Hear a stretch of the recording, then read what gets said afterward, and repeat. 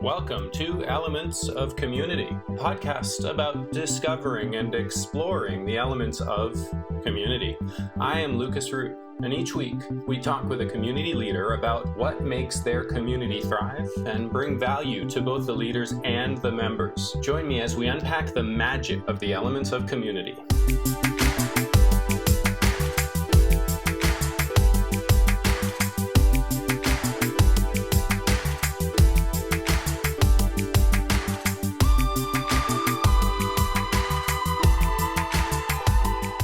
Mark, thank you very much for joining us. Great, thanks for having me. Can you tell the audience a little bit about yourself? Yes, my name is Mark Bustillos. I'm the Chief of Police in Concord. I have been since April of 2020. Previous to that, I spent 29 years with the San Jose Police Department, working my way through various ranks. And I ended up here in Concord and been here about 2 years now. Lucky us. 29 years, that's amazing. Yes, it's been 3 decades. Is a long time in law enforcement. Certainly lots of changes from when I started in 92, which was right at the onset of the Rodney King riots, to a couple summers ago, the George Floyd riots. So, we've come full circle and have a ways to go, certainly. Yeah, we do. Obviously, we're here to talk about community. I bet you've learned a lot about community in those times. I have. I've actually learned a lot of lessons, good and bad, kind of what works in various communities around language, around ethnicity, around income, poverty, commonality of interest. And one of the things that's certainly in law enforcement, one of the things we see when we work to build community is that we want people to understand we're there to help them have a better life, that they're in a safe spot and they can do whatever it is that they're doing, whether it's recreating or business. But we can't do it alone. It's Concord, it's 130,000 residents. Mm-hmm. I have 130 officers. You can do the math. It's not a lot. So what do we depend on? We depend on the cooperation and as our force multiplier as a community that we can work with and support on common, whether it's a problem or just to make places better. Mm-hmm. Absolutely. So we talked about the framework. Yes. And there's the 5 elements of community. In your 30 years, have you seen examples where this really shows up powerfully? Oh, yes, absolutely. I can give an example. Project Hope in San Jose. That sounds fun. Yeah, well, it was interesting because it was an area where I grew up near, and it's one of those things that many cities have where it's the entry point for folks oftentimes that come to the United States. Mm-hmm. And it had been the entry point since I was a child and I was working out there in my 40s. And it really hadn't changed over time. Mm-hmm. And one of the things I noticed was, what can I do as a leader with some sway with City Hall, with different departments, as well as the police department, to make the community better? Because it had always been challenged with crime, street level crime, especially around gang issues. And there was a nearby school that one of the things I noticed right away, hadn't worked in that area for a while, was the moms would all walk their kids to school. And for me, that was the natural place to start. If we're going to build something where they're going to trust the police more, we're going to build community, it had to start there at the school with, frankly, the mothers who were walking young children. Yeah. It was an elementary school. And that's frankly where I started. And I'll be honest, it was a collective between myself, a city council member, and I used some leverage on code enforcement and other things that can make a neighborhood look better and feel better about itself. And we went, in our first meeting, we had 10 people. Yeah. And it was like, well, why are we here? And I said, well, you came for a flyer. Obviously, you thought there might be something of interest here for you. And I laid out my plan, which was essentially we can make the neighborhood better. You can feel safe that maybe your kids can even walk themselves to school. It's kind of the way I grew up. I walked myself to school, not uphill and downhill like you tell your kids. But nonetheless, I walked to school since I was a tiny kid. But you do tell your kids that story, right? Yeah, I crossed a major highway, right? Of course, barefoot. Exactly. Yeah. No snow in California for me, but nonetheless, I knew this was a group of people that would resonate. That, wait, I want my kids, and it's heavily impacted apartment kind of neighborhood, and kids play in the street, and it's dangerous. And there's cars parked everywhere. It's always one of the issues in impacted neighborhoods. And they're playing soccer in the street, and we had a case where a couple kids were hit over a period of time. Like, these are things we can make a direct impact on with the community's help. Yeah. And so we went about laying out the groundwork of, here's the grand plan. You help us, we help you. That one of the fascinating, if you will, things in a neighborhood that's a transitional neighborhood or where people first immigrate and then, frankly, they want to get out of the neighborhood as fast as possible. It's hard to build community because everybody who's there, their desire is, I want to be somewhere else. And it's an interesting dynamic where people are like, well, I'm only here for 6 months. They'll tell you in English or in Spanish, they say, oh no, I'm only here for a year. When we would go knock door to door saying, hey, we're trying to get this community meeting going because we want to hear what you need to make this a better place for your kids, a better place where you feel comfortable. They could walk to school, which is only 3 blocks, and not feel something negative is going to happen. Because there had been some issues with some individuals fighting, some gang violence, shootings, that type of thing. The first lowest hurdle was, well, I'm only going to be here 6 months to a year, because that's the mindset. I got to this country. I know this is a transitional neighborhood, and I want to get out. I'm happy to report the program started probably 6-7 years ago. It's still going, and it's not so transitional anymore.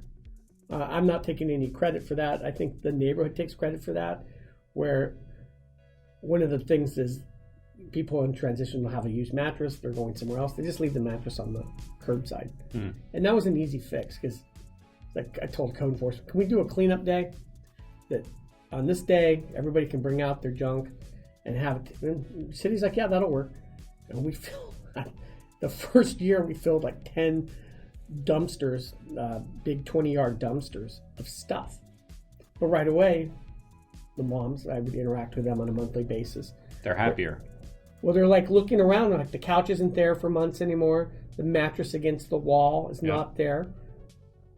So I came through for them. And I think when you start to build community, at least as I saw it, they saw the purpose was to make the neighborhood better. And I came through on something that I could do for them. In terms of leveraging City Hall. You organized a project. Yes, exactly. And it had some value to them using the framework, right? Yeah. And so that was really the platform that we built off of. And then it was incorporating, bringing officers out to play soccer. Certainly we addressed the crime issues. And as it became more robust, it really there were only 3 or 4 problem apartment specific targeted areas that we could focus on. And that came as the community began to trust us. Even some of the mothers like, well, I'm not quite sure I'm ready to let him go to school by himself, but I can see him go to 3 blocks. So that was the stepping stone where I can watch my second grader walk 3 blocks and then make the right turn into the school. That was success for me. Yeah. I said, that's going to take a while till you're fully comfortable that you stay in your apartment and your child walks with we taught them walk with friends in a group, and we instituted a whole safety program for them. And I'll be honest, it was really on the road to success, and we had a setback. We had a homicide in the neighborhood, and it was unfortunately witnessed by many of the same children. We were building up to be self-reliant, to walk to school, the neighborhood's safe, and it's hard not to look defeat. We felt defeated. Our team felt defeated. The kids are back in their apartments. Nobody wants to leave. Nobody wants to walk to school anymore. Everybody thinks it's going to happen to them. Yeah, tomorrow. Yes. Yeah. Thankfully, we had another community meeting. This one was very robust and a lot of folks wanting answers. And the reality was, I said, hold on. Go ahead. So if you had people showing up wanting answers, that all by itself shows progress, because you had to train them to believe that they could actually get answers.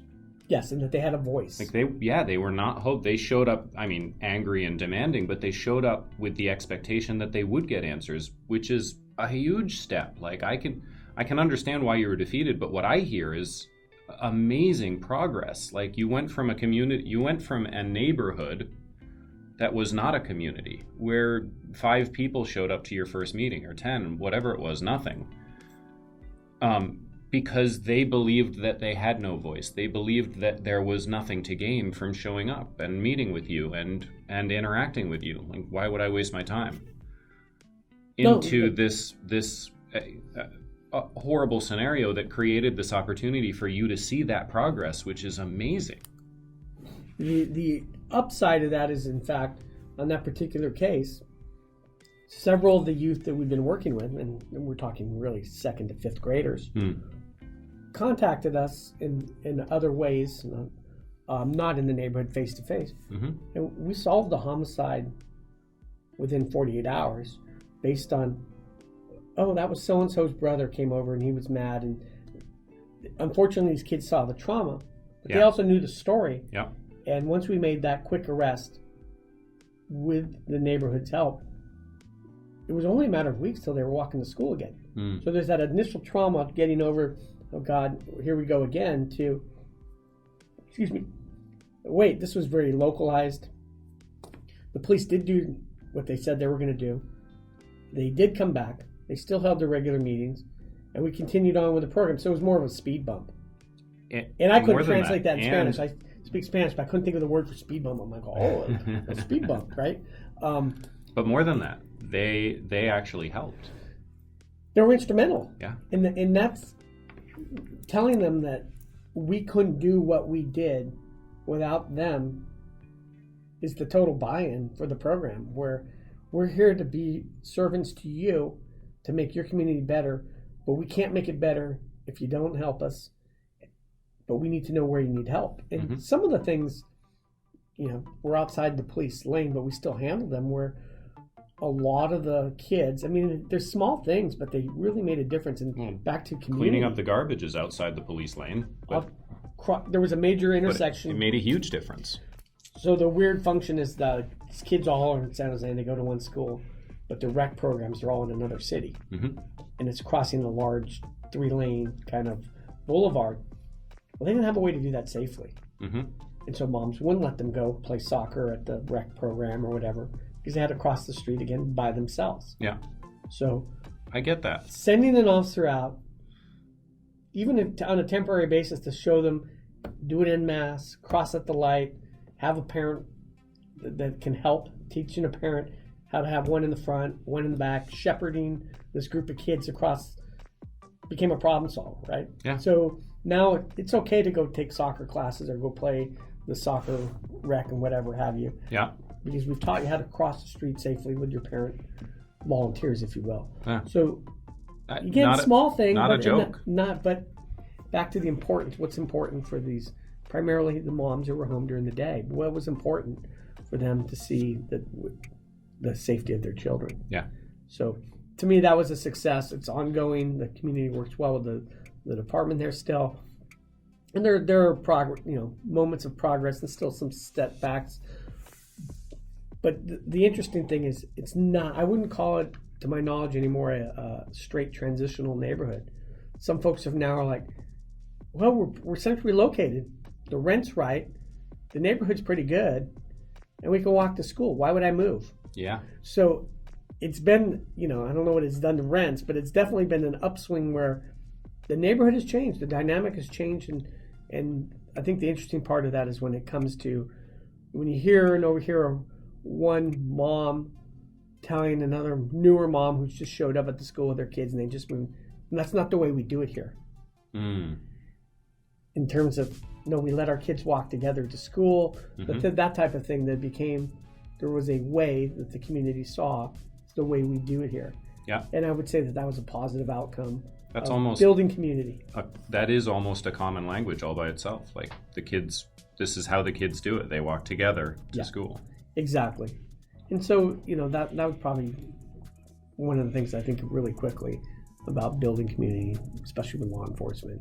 Yeah. It's not in the traditional, we're only here to solve crimes. Right. And we're actually here to make the neighborhood better.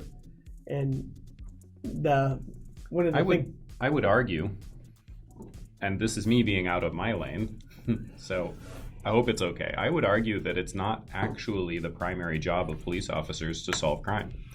I think that's a secondary job. Your job is actually to make a neighborhood, hopefully a community, but at least a neighborhood safer. And sometimes that means you have to solve crimes in order to do that, right? So the secondary job is actually solving the crime.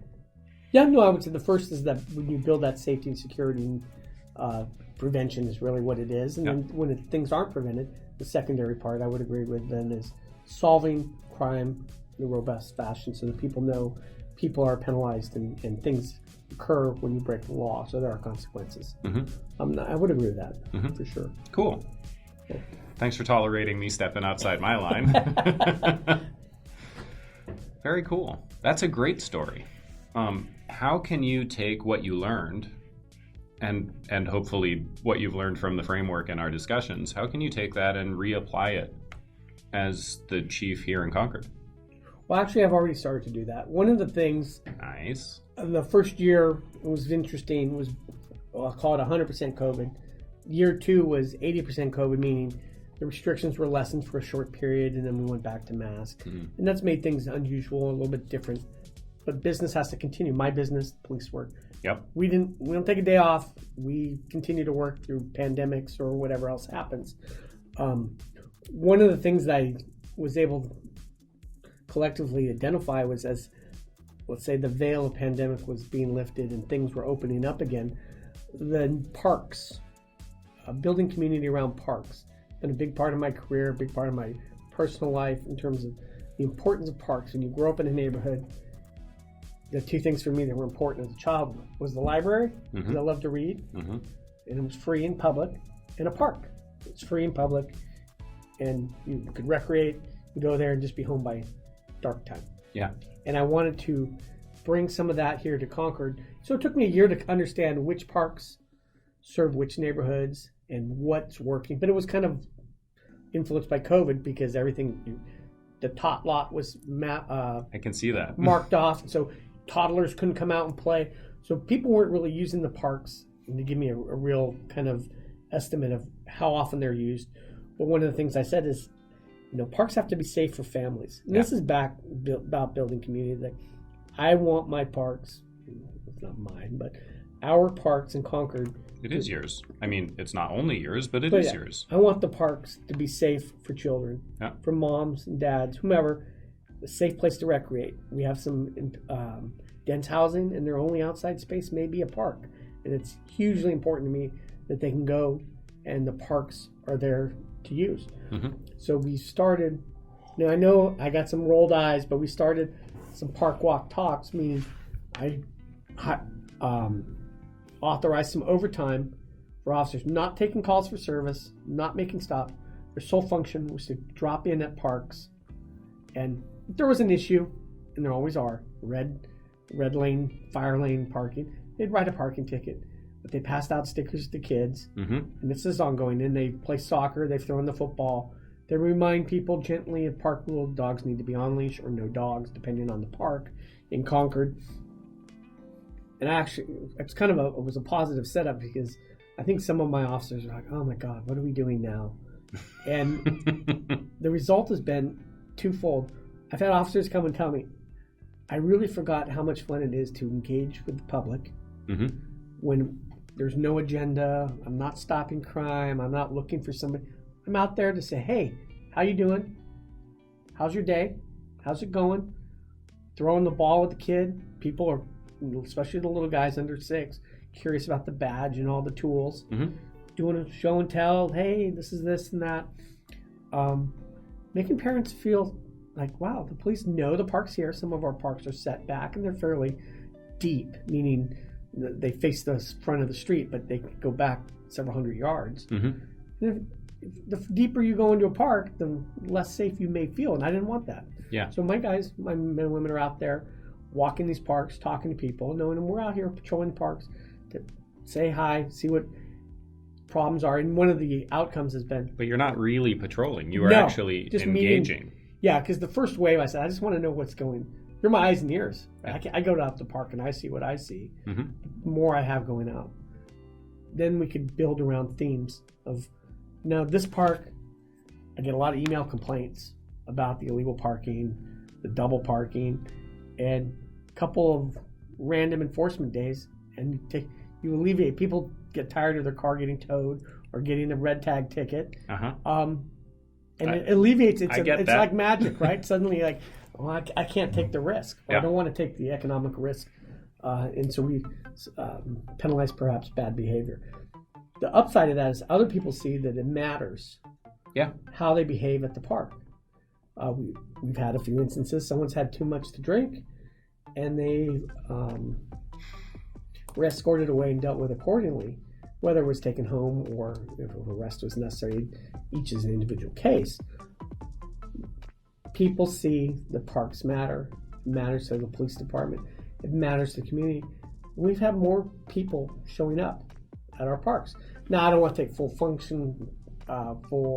credit for that for my team. I think that's a function of people just want to be outside, especially with COVID. Okay, so but it's a safe place. So, framework question: is more people showing up to the park? Is that common language, or is that a common project? I'd say that's a common project. Okay, what's the project? For me, it's the park is a safe place to recreate, and you can go there anytime that it's open and feel safe with your kids. Or your kids can go there by themselves to recreate and not be hassled or have any kind of issues come up. Mm-hmm. And so for me, that would be the framework piece. I'm you thinking see it in about a different. Yeah. Okay. I think that play is a language. I can buy into that. No, for sure. And that's a commonality where we want recreation play to be the language of use at that park. Yeah, exactly. Oh, no, that makes sense. That's fun to think about. I probably wouldn't have thought about it. I think play is a language. And so when more people are showing up playing, you're actually broadening access to common language, which brings people into the community. And there's always other tangible items that get drawn into projects. One of the upsides that I had thought about, but not deeply, but based on some email responses, we've sent out some of our younger officers. And so in Concord, a lot of our younger officers are different ethnicities, different language spoken, female officers. It's been a great recruiting tool in the sense of it's an unintended positive consequence of, hey, look, Mom, so-and-so, she's an officer. Yeah. And she had a gaggle of kids like following her through the park, young girls. Look, Mom, and I think it's a very powerful statement. Say, hey, look, you can do this. And she's in a position of authority. Yeah. And these little girls are looking up to her, and it's achievable. That's something I can do. Yeah. And she's really a young, energetic officer, the one I'm thinking of. So in that regard, I got a ton of emails, and I'm like, wow, okay, there's more to this, because I have Spanish-speaking officers in some parks where that language is spoken.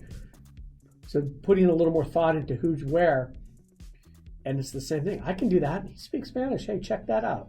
There's no, I have to do this or I have to grow up and be that. It's the sky's the limit. Hey, right. Look at this person. They're communicating in a language of sorts, but they're also a position and a power of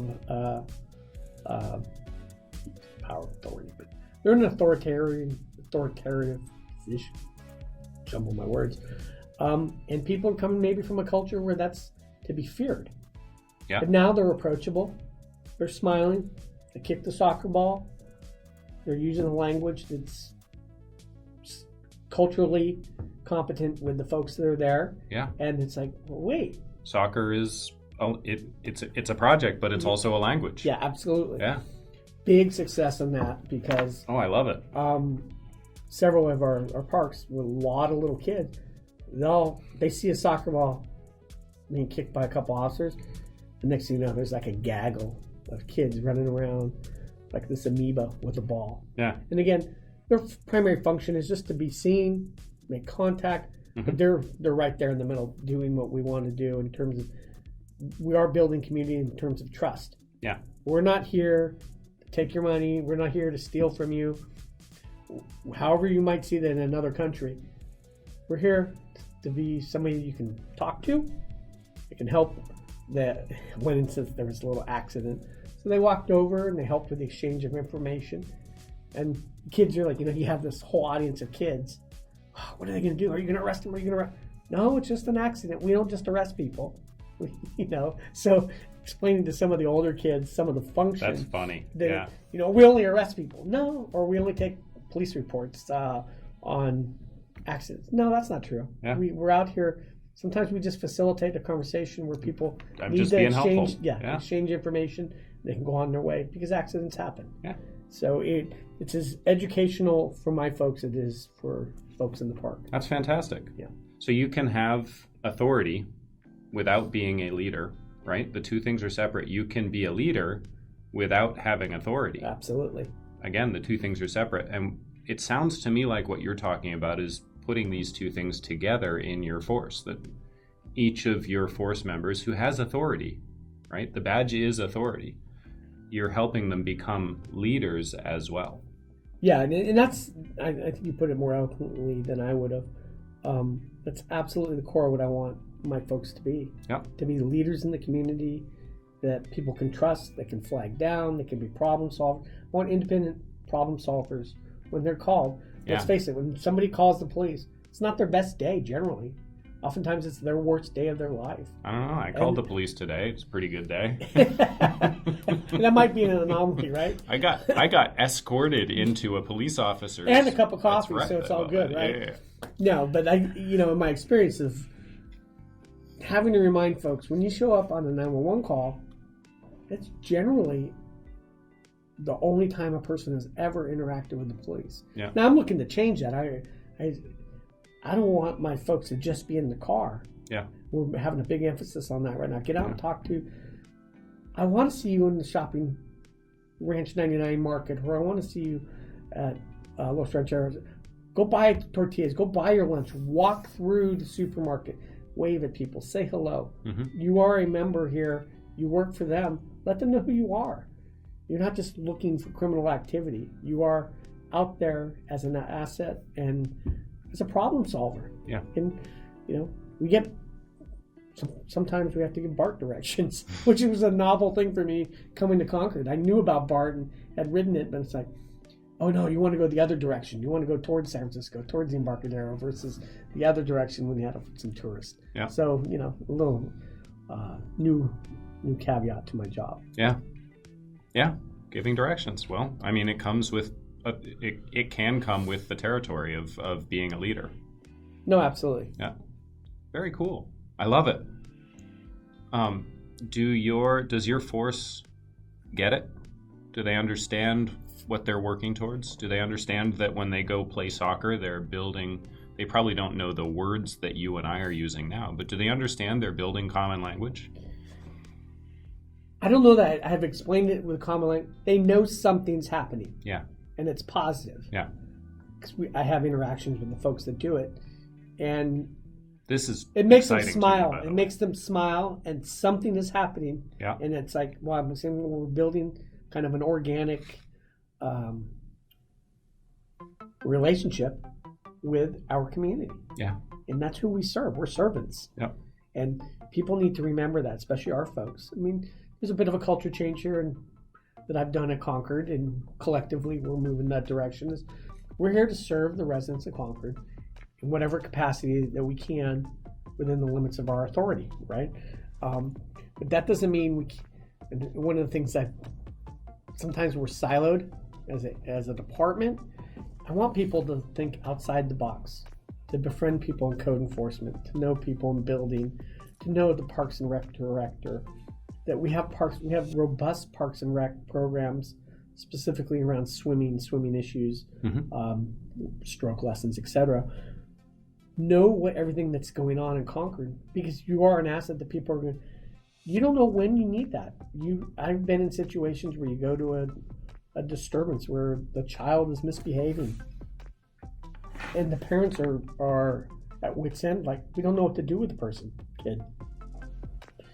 It's like, well, are they doing any sports? Are they reading? Part of the problem solving is knowing what's out there. Hey, Concord has a pretty robust Parks and Rec program that's it's got a sliding scale, and it's pretty robust, and maybe ballet is appropriate, or maybe karate is something they want to look into. I think every kid should learn karate, like 100%, all of them. Both my kids did. One attained the level of black belt, and the other just under that. But they did. Very impressive. We used to spar together, and that was always fun. Nice. Maybe not so much for me as they grow to large teenagers. Yeah. But I think there's a level of confidence that's built from doing something through training. It could be an instrument, it could be martial arts, but I know some of the successes of my children. They lean back and they look at there was a person of authority that gave them direction, that taught them how to be disciplined. It wasn't their parent, because I just watch. Wasn't their parent, and they excelled in that, and they learned some concepts from that helped them through school, that helped them through college, and now as young adults out in the working world, they're finding their way. That's amazing. Yeah, I love it. We could, we could expand this idea, but it requires leaders, and it requires leaders that have seen the value that you're bringing to this, right? That common value that you're bringing out of the community, that you're encouraging, you're investing into, and it's growing. Oh, that's interesting. You're investing into it, and it's growing. Yeah, no. I think we have a young department here, and that's really what I'm looking to do, is plant the seed with all these people, all the employees, because one of the interesting things, and it was my first time taking over a different department than where I was as a deputy chief versus here being quote the boss as the chief. People, when I first, what is he like? What does he want us to do? There's this whole aura of what are we doing now? What's the chief's focus going to be? And it's been a bit change, and it's like my mantra has been, what do you like to do? Using the framework, what do you feel passionate about or purposeful about in terms of what is it that you like to do in patrol? There are folks that like, believe it or not, to write speeding tickets. Speeding's an issue on certain boulevards in Concord. They excel at that. There are others that are like, that's not really my thing, but I like to get out on foot and go talk to business owners. Okay. And I don't know that there's one right way. I've been very wide spectrum of, as long as you're doing something to forward public safety and forward facing with the community, I'm okay with that. Yeah. Well, I know arrests need to be made, reports are taken, but in that free time, what is it you're doing that's engaging, that you're not just driving in circles, which drives me nuts. If you're just driving in circles looking for criminal activity, that's like 1990. That ship sailed. Yeah. Because if you don't know, and anyone listening for Concord, we use intelligence-led policing. We identify certain individuals who are wanted for particular crimes, and then we go after them and make the arrest and hopefully adjudicate them through the system. We're not just driving in circles looking for criminal activity. No. If we build community with our business owners, with our folks in the park, they're calling us and telling us this suspicious activity is going on. This is what's going on. And then we accordingly go to the call, and lo and behold, we find the suspicious activity, and sometimes we make arrests. That's where we have to partner. Again, there's only 140 of us. 1,000 to 1 ratio. Yeah, exactly. We can't do it alone. Yep. We have to do it with the public support. I know one of the things that's interesting in law enforcement has been to me is that maybe in my next career, I have a master's, so maybe I'll do my PhD on, is what I call the inverted triangles. In the police jargon, the tip of the spear, the most important crimes, and they are your class 1 felonies, your homicides, your rape. They're egregious crimes. Mm-hmm. We want to we want to arrest and put people in jail and have them go through the process for people that are responsible for its egregious behavior. That's hugely important to us. Mm-hmm. But when you go out in the community, it's not unimportant to the community, but when you go out in the community in small neighborhood meetings, if you take the triangle and you flip it upside down, the biggest things are the mattresses in the street, the boarded up windows, the parked car on the lawn. Because those are... quality of life. That's actually a language in itself. Oh, interesting. Okay. Oh, it's just occurring to me now, but that is a language in itself. It's something people see every day. Yeah. That's lower level, but they see it every day. The car broken down, it has no wheels, it hasn't been towed, it's sitting on the street. We get to it when we get to it based on staffing, but that's where I get the most vociferous emails about why haven't you done anything? It's not when we have a homicide. Why haven't you arrested that? I've never gotten an email, why haven't you arrested that guy already? Right. But darn it, I've gotten that RV's been there 4 days and needs to be towed. I've gotten that email 10 times, right? Wow. So what the community sees and will tolerate in their neighborhoods and stuff is that bottom half of the triangle, but it's inverted. It's important to them at the top, wide layer, whereas for us, it's like, now we need to get the robbers, the murderers, and the folks committing violent crime. Mm. And there's an intersection, certainly, in that middle part of the triangles. And that's the interesting part, because a community that feels safe will go to the parks. And we do a tremendous job in our violent crimes, making arrests and getting convictions. So, I try to promote that in terms of, this is your agency, this is your community. With your help, we've made these arrests. But that does not get the traction that we towed the RV that was been there for a week. It's just unbelievable, but I get it too. I mean, I live in the neighborhood. If I had to look at the broken down RV out my window every day, I'd be sending an email I may have in my community, sent that email. Why is it still here, right? So I understand that perspective too. And one time as the chief is take a step back and seeing the value, and people need to see action taken on their concerns, whether we may consider low level or high level. They need to see some activity and action, and we try to be as responsive and customer service oriented as we can. And part of that's communication. Yeah, we're aware of it, we know about it, we will get to it. Now our timeline and your timeline may not intersect at the exact point, but it will get done. Yeah, and that's one of the things I communicate a lot with frustrated citizens, residents that call in. We are aware, we will get to it. We're a little, let's say, backed up, for lack of a better description. And, we have some major crimes work. It takes all hands on deck to solve them in the 24, 48 hours. So some things get pushed to the side until we get back on track. Mm-hmm.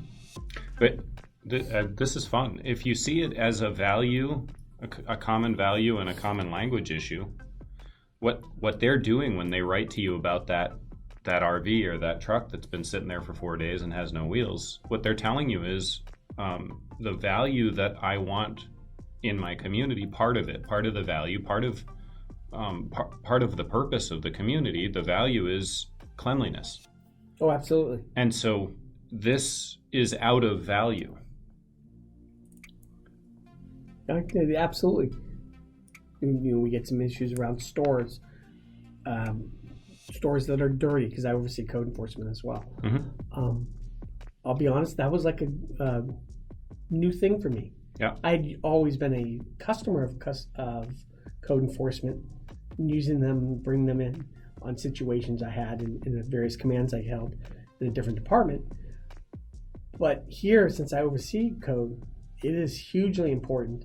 And I see the demand from the residents in Concord. And so then that, have a different viewpoint of it. It's like, cool. How is it that we can best serve our neighborhoods with where code is very important to keeping the value proposition, as you put it, that their neighborhood is, I don't know whether clean is the right word or organized.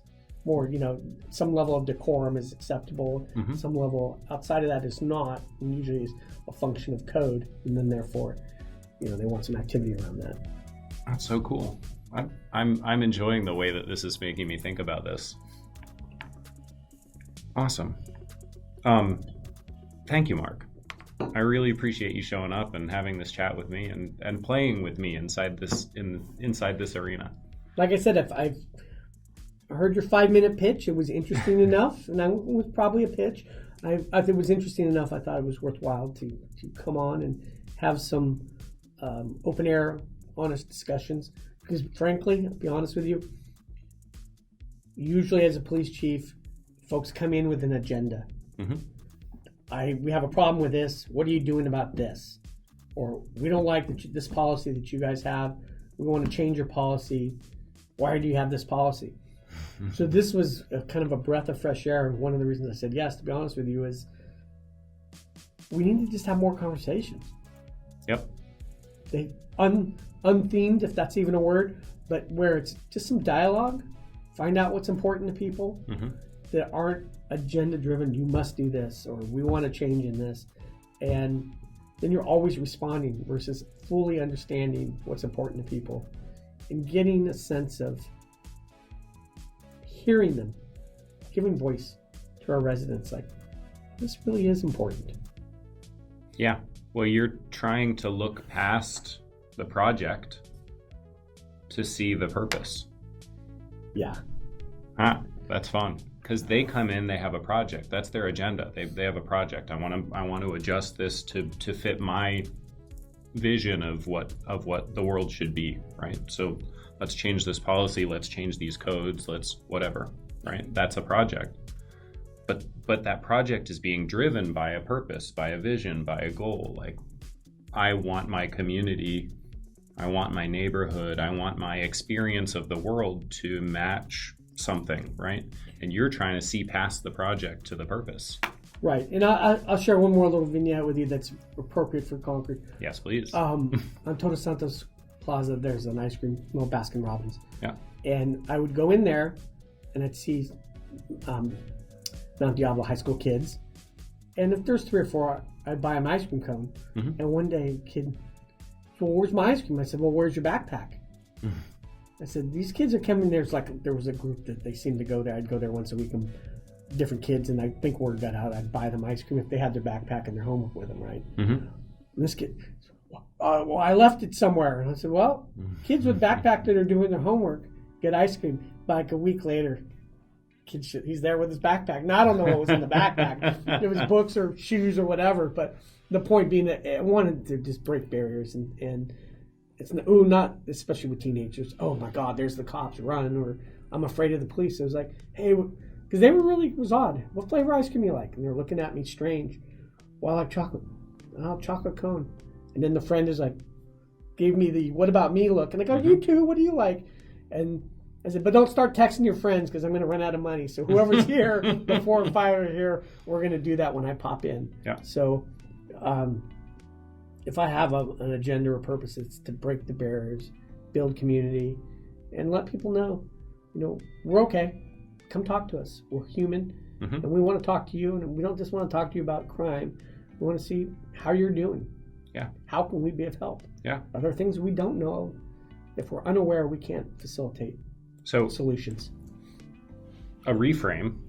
What I see, what I hear of your purpose was to elevate your force from authority to leadership.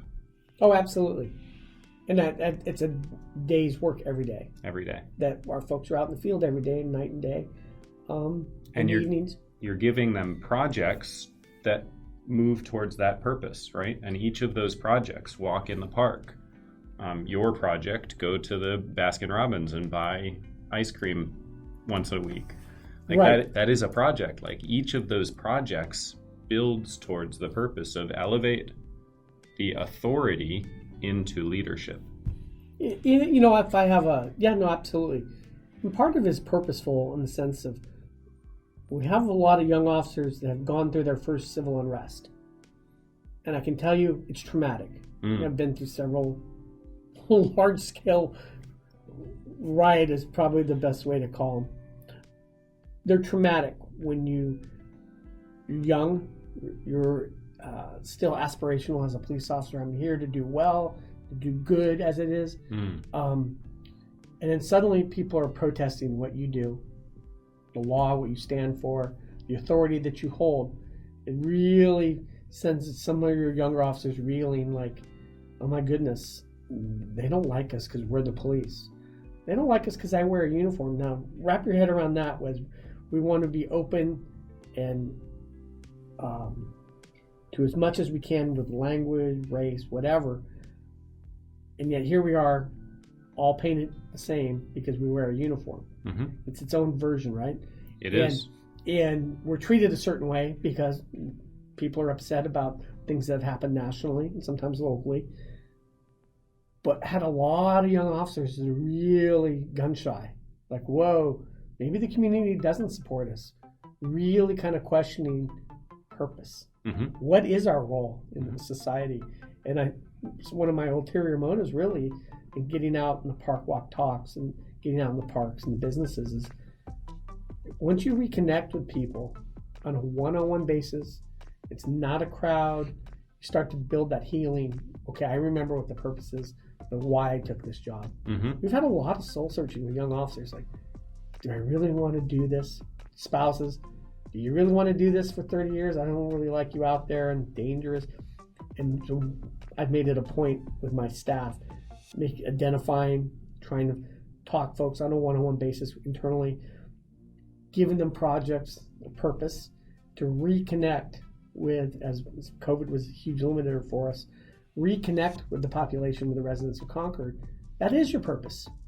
And it's there and you're supported. The residents of Concord are wonderful, very supportive of the police. But you don't know that unless you get out and start talking to people and finding out, oh, wow, okay, they are supportive. There are problems, certainly, and things to protest about. But, you know, with folks brand new into the job, it can be a big, scary thing like, oh, my God, what am I going to do with 30 years of riots and hide my profession when I go to a cocktail party because... protest doesn't have to be a riot. I mean, some become, lawful, but they don't have to be riots. No, we had wonderful, peaceful protests here in Todos Santos Plaza during that time, and I think that was a testament to the residents and to the folks that held the protest, as well as to our crowd control. Let them, they have a point of view. They're doing it peacefully. We'll hold traffic for them. Let them march, do their thing. Okay, it's a rightful thing, rightful and lawful. Let them protest. And I think I don't know if you want to call it successful, but it was a successful, peaceful protest, an expression of their... It was a project. Yes. Interesting. And it's building towards a purpose. And by participating in that project, you're actually deepening the shared value and the shared language, at least with those people. Yeah, because in that particular instance, I was out there and I also had my officers talk to the people.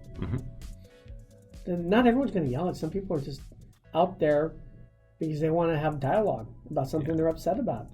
And to the extent that you can, talk to them. Tell them, that was horrible. That's not how we do it here. But nonetheless, be human. Talk to them. It's not we're not robotic. We're still human. And I have to remind my young folks that they're going to see a lot of changes, and I would say you're going to have 3 major changes in 30 years of law enforcement. Most of our folks here are going to work 30 years, and you got to go with the changes. And if you don't, it doesn't work out well for you. So you got to be able to be flexible. For sure. Cool. Thank you. Yes, thank you. All right. Thank you for joining us this week on Elements of Community. Make sure to visit our website, elementsofcommunity.us, where you can subscribe to the show on iTunes, Stitcher, Spotify, or via RSS so you'll never miss a show. If you found value in this show, we'd appreciate a rating on iTunes. Or if you'd simply tell a friend about the show, that would help us out too.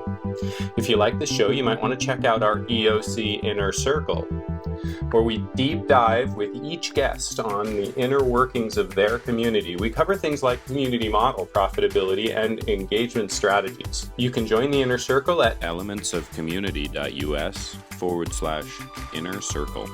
Be sure to tune in next week for our next episode.